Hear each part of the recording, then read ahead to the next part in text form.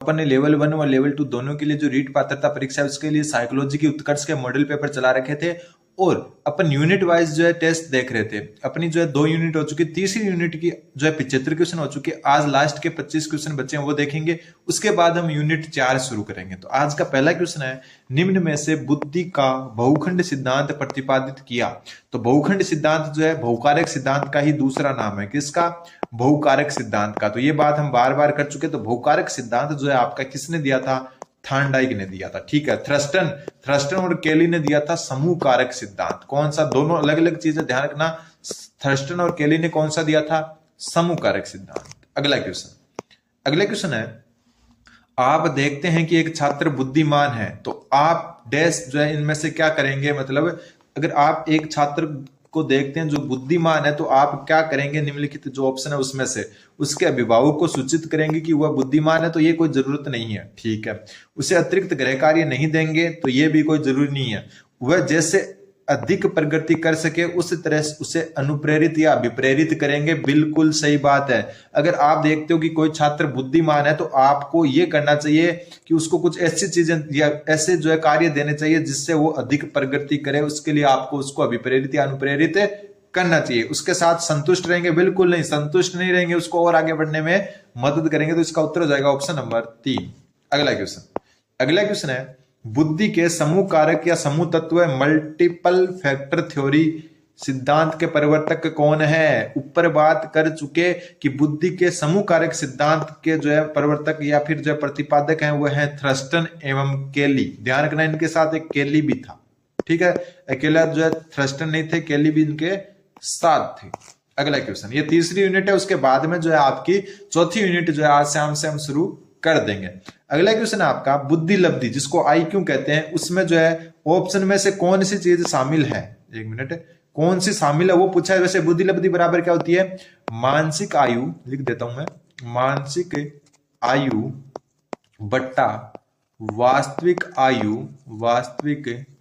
आयु गुणा 100, ये होता है। तो यह ऑप्शन में से कौन सी चीज इसमें मौजूद है बुद्धि लब्धि में वो बताना है। औसत आयु है? नहीं है। वास्तविक आयु?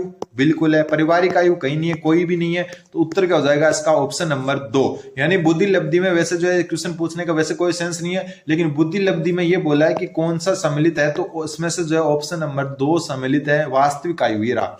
मानसिक आयु जिसको मेंटल एज कहते हैं और वास्तविक आयु जिसको क्रॉनिकल एज कहते हैं गुणा 100, MA/CA गुणा 100, ये जो है आपको याद रखना है। डायरेक्ट ऐसा ही लिखा आता है। अगला क्वेश्चन है, बुद्धि लब्धि मापन के जन्मदाता कौन है? मतलब बुद्धि लब्धि का जो संप्रत्यय है वो किसने दिया था? तो बुद्धि लब्धि जो है उसके मापन के जन्मदाता कौन है? तो उत्तर हो जाएगा बिने। एल्फ्रेड बिने जो है बुद्धि लब्धि मापन के जन्मदाता माने जाते हैं। अगला क्वेश्चन है आपका, जड़ बुद्धि वाले बालक की बुद्धि लब्धि कितनी होती है? तो आपको पता ही है, देखो 111 से 110 ये तो 120 ये तो हो नहीं सकती। 91 से 110 वाला होता है आपका सामान्य या औसत बुद्धि वाला। कौन सा? सामान्य या औसत बुद्धि वाला होता है। ठीक है। 71 से 80 और 70 से कम। आज जो है कल वाली जो क्लास थी उसमें मैंने बताया था आपको कि कौन सा जड़ होता है, कौन सा मूड होता है, ये बातें मैं आपको बता चुका। तो देखो अब आपको याद करना है कल क्या बताया था मैंने। तो 70 से कम वाला जो है ना वो माना जाता है आपका जड़ बुद्धि। ठीक है। 70 से कम जो है बुद्धि वाला बालक जो है जड़ बुद्धि माना जाएगा ऑप्शन के हिसाब से। और एक बात मैं बता दूं, अलग अलग जो आपके मनोवैज्ञानिक उन्होंने जो है ये रेंज अलग अलग दी है, वो भी ध्यान आपको रखना है। अगला क्वेश्चन है, बच्चे की बुद्धि लब्धि अगर 90 से 110 के बीच हो तो वह क्या है? तो अभी ऊपर वाले जस्ट क्वेश्चन में बात कर चुके हैं कि अगर 90 से 110 के बीच में कोई बुद्धि लब्धि है तो वो औसत बुद्धि कहलाती है, या फिर हम इसको कह सकते हैं सामान्य बुद्धि, या तो औसत बुद्धि या हम इसको कह सकते हैं सामान्य बुद्धि। ध्यान रखना। तो उत्तर हो जाएगा ऑप्शन नंबर 1 सामान्य बुद्धि। अगला क्वेश्चन, प्रतिभाशाली बालक कौन से होते हैं? जिनकी बुद्धि लब्धि 140 से ज्यादा होती है, 140 प्लस होती है। अगला क्वेश्चन है, एक मिनट छोटा कर लेते हैं इस क्वेश्चन को। प्रत्येक विद्यार्थी जो है या शिक्षार्थी स्वयं में विशिष्ट है, इसका अर्थ है कि मतलब प्रत्येक शिक्षार्थी या विद्यार्थी स्वयं में विशिष्ट है, इसका अर्थ क्या है? कोई भी दो शिक्षार्थी अपनी योग्यताओं, रुचियों और प्रतिभाओं में एक समान नहीं होते। बिल्कुल हो सकता है ये उत्तर, लेकिन हमेशा ध्यान रखना ऑप्शन पहले चारों पढ़ने, ऐसा नहीं कि पहला सही लग रहा है और पहले कोई गोला कर दिया। तो कोई भी दो शिक्षार्थी अपनी योग्यताएं, रुचियों और प्रतिभाओं में एक समान नहीं होते, बिल्कुल सही बात है। लेकिन अगले ऑप्शन देखते हैं। शिक्षार्थी में न तो कोई समान विशेषताएं होती है और न उनके लक्ष्य समान होते हैं, तो ये जरूरी नहीं है, कुछ विशेषताएं समान हो सकती है।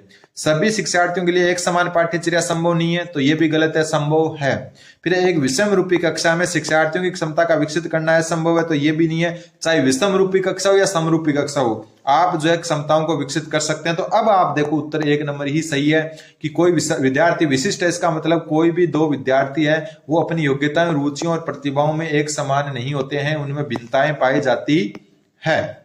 अगला क्वेश्चन है, विशेष रूप से जरूरतमंद बच्चों की शिक्षा का प्रबंधन होना चाहिए किस प्रकार से? जो विशेष रूप से जरूरतमंद बच्चे हैं उनकी शिक्षा किस हिसाब से होनी चाहिए?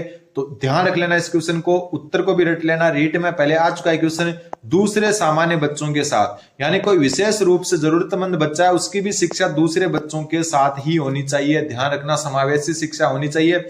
विशेष विद्यालयों में विशेष बच्चों के लिए विकसित विधियों द्वारा कोई जरूरी नहीं है, विशेष विद्यालय में जरूरी नहीं है, विशेष विद्यालयों में विशेष शिक्षकों द्वारा ये भी जरूरी नहीं है। अब आप ये तीनों जो सोचोगे ये उत्तर है, तो ये उत्तर बिल्कुल नहीं है। क्वेश्चन रीट में पहले रिपीट हो चुका है, आ चुका है। तो ध्यान रखना, विशेष रूप से जरूरतमंद बच्चों की शिक्षा का प्रबंधन दूसरे सामान्य बच्चों के साथ ही होना चाहिए। अगला क्वेश्चन है आपका कि निम्नलिखित में से कौन सा कारक मंद बुद्धि बालक के लिए आवश्यक नहीं है? कोई भी अगर मंद बुद्धि बालक है उसके लिए जो है कौन सा कारक जो है बालक के लिए कौन सा आवश्यक नहीं है? मतलब कोई भी बालक की जो है मंद बुद्धि है, मतलब बुद्धि कम है, उसमें निम्नलिखित में से कौन सा कारक आपको लगता है जो आवश्यक नहीं है? सीखने की मंद गति, तो मंद बुद्धि की मंद गति हो सकती है, बिल्कुल हो सकती है।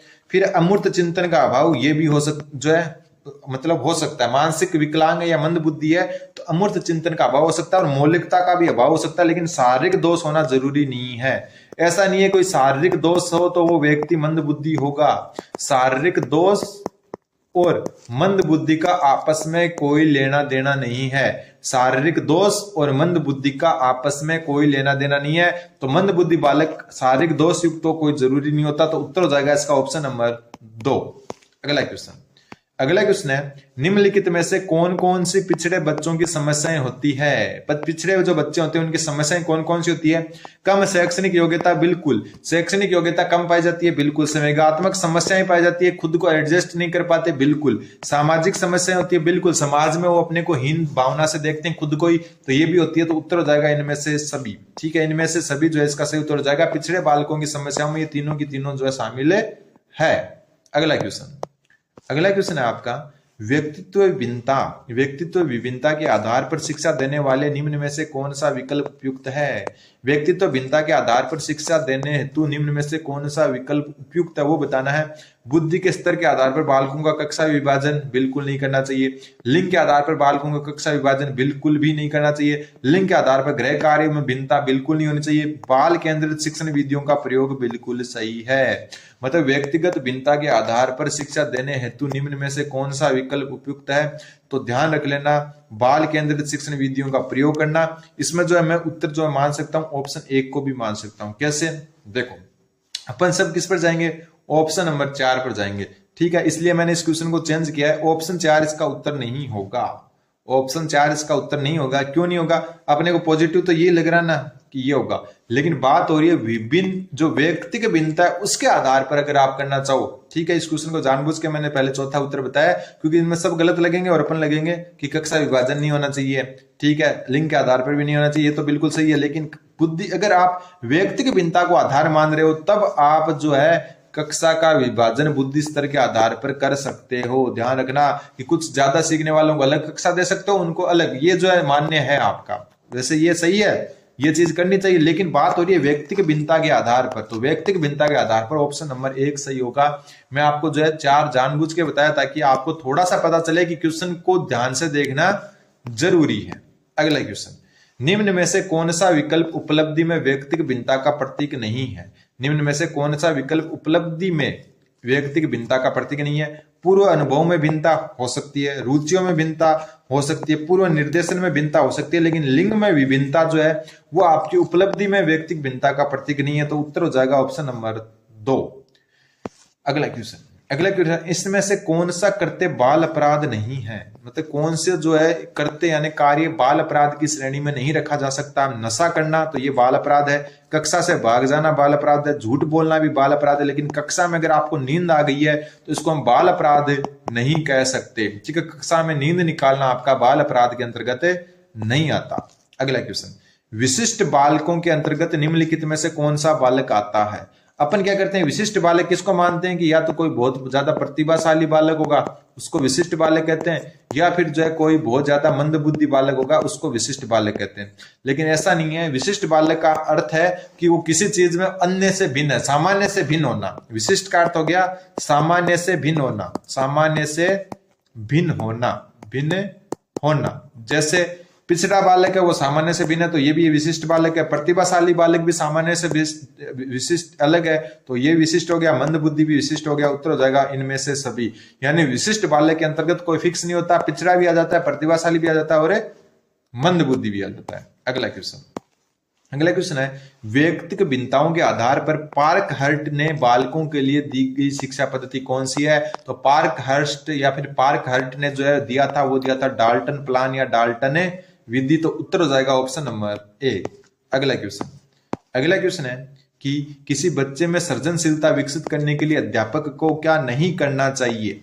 किसी बच्चे में सृजनशीलता विकसित करने के लिए अध्यापक को नहीं करना चाहिए बच्चे की क्रियाओं को प्रतिबंधित करना, तो यही नहीं करना चाहिए ऑप्शन ए, क्योंकि उनकी क्रियाओं को प्रतिबंधित नहीं करना चाहिए, करके सीखने देना चाहिए। बच्चे के विचारों का सम्मान करना चाहिए, बिल्कुल। बच्चे की जिज्ञासा को संतुष्ट करना चाहिए, बिल्कुल। बच्चे को अपूर्व चिंतन की दिशा में ले जाना चाहिए, बिल्कुल। ये अमूर्त है, अपूर्त नहीं है, अमूर्त चिंतन, अमूर्त चिंतन की दिशा में ले जाना चाहिए, बिल्कुल। लेकिन बच्चे की क्रियाओं को प्रतिबंधित नहीं करना चाहिए। उत्तर हो जाएगा ऑप्शन नंबर ए। अगला क्वेश्चन है आपका, सीमा हर पाठ को बहुत जल्दी सीख लेती है जबकि लीना उसे सीखने में ज्यादा समय लेती है। यह विकास डैश सिद्धांत को दर्शाता है। मतलब एक सीमा नाम की लड़की है, वो जो है हर पाठ को बहुत जल्दी सीख लेती है, जबकि लीना नाम की एक लड़की है उसे सीखने में ज्यादा समय लगता है। यह विकास के किस सिद्धांत को दर्शाता है? तो ये दर्शाता है आपका व्यक्तिक भिन्नता को। मतलब हर व्यक्ति की अलग गति होती है, हर व्यक्ति की सीखने की गति अलग होती है, सीखने की गति अलग अलग होती है, सीखने की गति अलग अलग होती है। तो उत्तर हो जाएगा ऑप्शन नंबर ए। अगला क्वेश्चन है, निम्न कथनों में से कौन सा कथन सही नहीं है? ऊंचे या नीचे प्रत्येक व्यक्ति में सृजनशीलता के बीज होते हैं। ठीक है, ऊंचे या नीचे प्रत्येक व्यक्ति में सृजनशीलता के बीज होते हैं, बिल्कुल सही बात है। मतलब व्यक्ति ऊंचा हो या नीचा उसमें सृजनशीलता तो पाई जाती है, भले ही वो दिखती नहीं, वो अलग बात है। सृजनशीलता और परिपक्वता के बीच दूरी का संबंध होता है, ये गलत है आपका। जो सृजनशीलता है वो परिपक्वता से दूरी का संबंध नहीं कर सकते, परिपक्वता से सृजनशीलता प्रभावित होती है। तो उत्तर हो जाएगा आपका ऑप्शन नंबर 2। फिर किसी समस्या को हल करने के लिए अवसर दिया जाना चाहिए, बिल्कुल। मौलिकता ही सृजनशीलता है, बिल्कुल। लेकिन सृजनशीलता और परिपक्वता के बीच दूरी का संबंध नहीं है, परिपक्वता जो है सृजनशीलता को प्रभावित करती है। ऑप्शन नंबर 2 इसका सही उत्तर हो जाएगा। आज का लास्ट क्वेश्चन, क्योंकि अपनी यूनिट पूरी हो रही है इसलिए क्लास थोड़ी छोटी बनी है, और फिर हम जो चौथी यूनिट शुरू करेंगे आज शाम से। एक अध्यापक किसी भी समूह में समुदाय आधारित व्यक्तित्व भिन्नताओं को समझ सकता है, किसके आधार पर? मतलब एक अध्यापक है किसी भी समूह में समुदाय आधारित व्यक्तित्व भिन्नताओं को कैसे समझ सकता है? आंखों के संपर्क के आधार पर बिल्कुल नहीं, बुद्धि के आधार पर बिल्कुल नहीं, भाषा में अभिव्यक्ति के आधार पर बिल्कुल। बात हो रही है यहाँ पर समुदाय आधारित व्यक्तित्व भिन्नता की, मतलब जो समाज में होती है। तो समाज में हम भाषा और बोली से जो है क्या करते हैं, व्यक्तित्व समझते हैं, गृह कार्य के आधार पर भी नहीं समझते। उत्तर हो जाएगा ऑप्शन नंबर 3। तो ये अपनी जो है क्लास थी जीवा